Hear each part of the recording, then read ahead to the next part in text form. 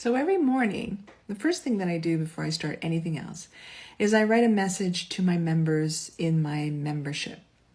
And these messages are sometimes inspirational, sometimes motivational, sometimes they talk about business, sometimes they talk about mindset, sometimes it's meant for me to connect with them. It serves two purposes for me. The number one is that I, as an author, get to write every single day. Number two is that I get to connect with my members every single day. So it shows up on their app and it just goes like ding. And here I am, with my little message of the day. So it's something that I really am committed to. And I've been doing every single day ever since I opened my membership. So today's message is called Sailing Beyond the Horizon, the Art of Long-Term Commitment in Entrepreneurship. And I know that it's kind of sort of the elephant in the room because right now when I look at online social media, especially here on this app, I see a lot of people selling, easy, short. And I feel that these people have been misled into thinking that entrepreneurship is easy, number one. And number two is that it's like fast. You get to be an entrepreneur one day and start making millions the next. And it's creating an awful lot of very disappointed people. And I see it on my For You page all the time. All these people that are selling different programs that are in digital marketing or affiliate marketing. And they were so excited at the beginning, and all of a sudden a month or two into it, they realize the amount of commitment, they realize the amount of work, they realize the amount of things that they need to learn in order to be successful in these things. And I feel sad for them because all of a sudden they've got this deflation and they feel like they've been duped in some way. So to me, what I'd like to say to you who are watching this, there's certain things that you can do in life to have a great, if you want to be an entrepreneur, that's awesome. But there are certain things that you need to understand. You're going to have to cultivate patience.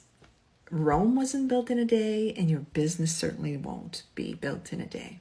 You'll have to build your brand. You'll have to build your tech stack. You'll have to build your online presence, whether that's a website of your own or whether you use something like StanStore or Pensite or a microsite like that. But you'll still have to have some sort of presence online. Then you have to basically create an online presence on social media. So you're going to have to pick and choose the social media avenues where your avatars are and create a presence there, which means you'll have to create content for all of those platforms.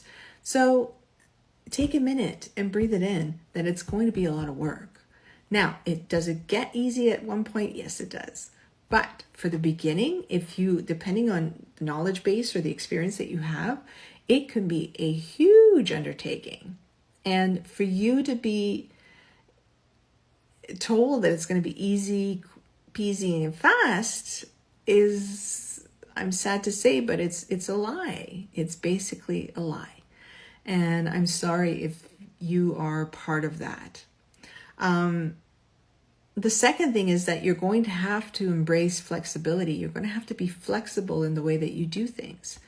You can't be stubborn and say, well, I'm going to pursue this. And no, you have to be flexible so that you can pivot really quickly if you are in something that's not working for you.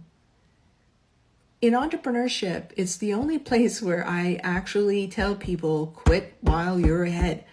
I don't believe in quitting anything, but as an entrepreneur, the whole job of an entrepreneur is to, test things out. So if you are starting a business and you start doing it and you see that, oh no, I don't like it. For example, I had always wanted to build a clothing line.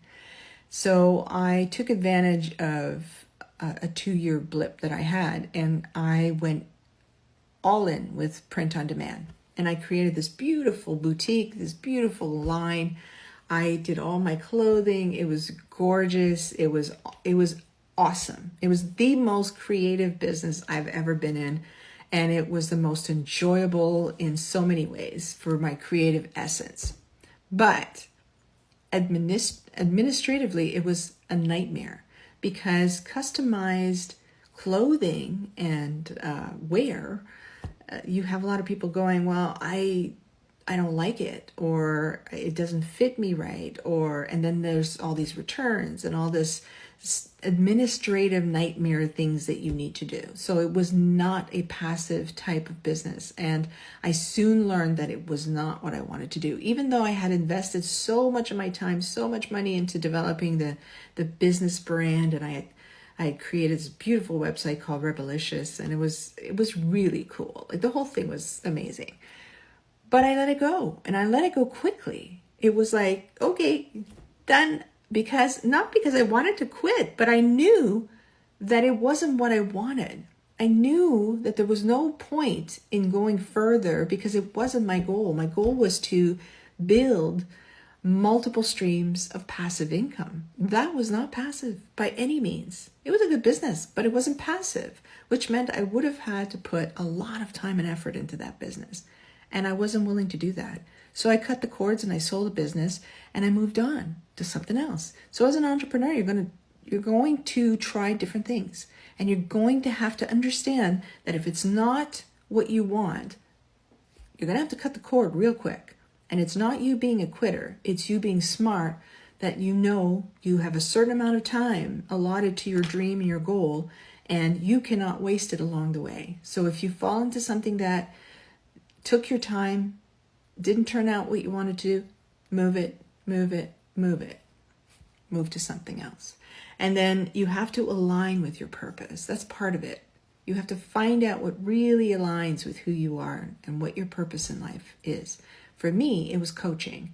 I had never done coaching. I had never thought of coaching, but I was inadvertently doing it my entire life because I was the go-to person everybody came to for all kinds of things. Excuse my language, but when people wanted shit done, they would come to me.